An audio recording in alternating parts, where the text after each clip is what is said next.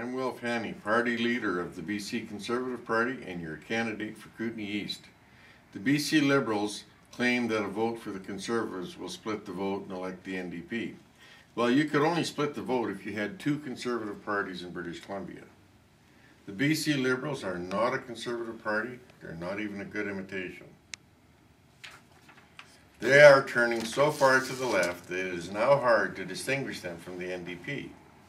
They've closed hospitals, schools, senior care facilities, and courthouses right across BC, including right here in the East Kootenay and the Elk Valley.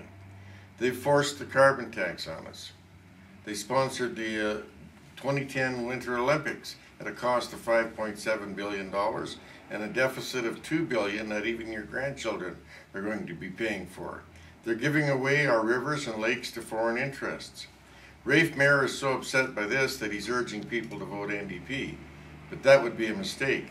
And now Premier Campbell wants to enact the Recognition and Reconciliation Act, which will give 100% of British Columbia to the 3% of our fellow citizens who are Aboriginal, and which will set up 30 unelected Aboriginal governments with veto power over any decision your provincial government ever makes regarding land use or resource development anywhere in British Columbia forever. This will stop all economic development in British Columbia, and it applies to private property. If you vote for the BC Liberals, you will be helping to re-elect Premier Campbell to a majority government. He will then claim that they have a mandate to proceed with the Reconciliation Act. Troy Sebastian and the NDP support the Reconciliation and Recognition Act. You cannot afford to replace a majority Liberal government with a majority NDP government. Neither party is qualified to govern this province. The only way to stop them is to elect enough Conservative MLAs to give us the balance of power in a minority government, with the party leader Wilf Hanni as your MLA in Kootenay East. And you should know that the three parties in Kootenay East are now in a very close race to elect your MLA. This is a close three-way race, and every vote counts. I want you to know that I and my party believe that all British Columbians should have equality. I'm in favor of settling Aboriginal land claims, but not this way. Ownership and control of our land and resources must stay in the hands of the democratically elected provincial government and must be managed for the benefit of all British Columbians with equal treatment for every citizen. I'm announcing today that I will enlist the aid of the voters of BC by sponsoring a petition drive to force the BC government to hold a binding referendum on this Recognition and Reconciliation Act before any such bill is ever enacted.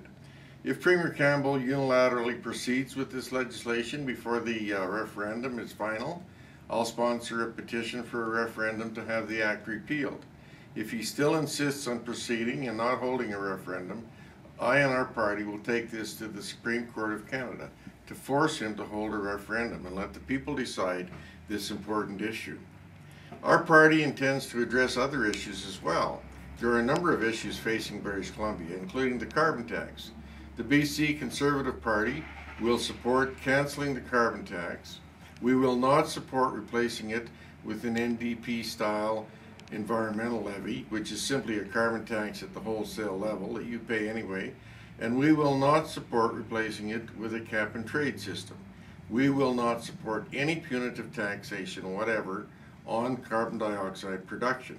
What we'll do instead is we will encourage the development of clean alternate sources of energy, like wind power, tidal power, geothermal power, and the like. We will do this with tax incentives, and with tax incentives to encourage the people of BC to utilize these clean sources of energy. And while they're being developed, we will proceed with the development of traditional sources of energy, like methane gas, oil and gas drilling, coal mining, and the like. We need to have a strong, vibrant economy because we have to have a tax base which will allow the government to have lower taxes and better services for its citizens. Thank you.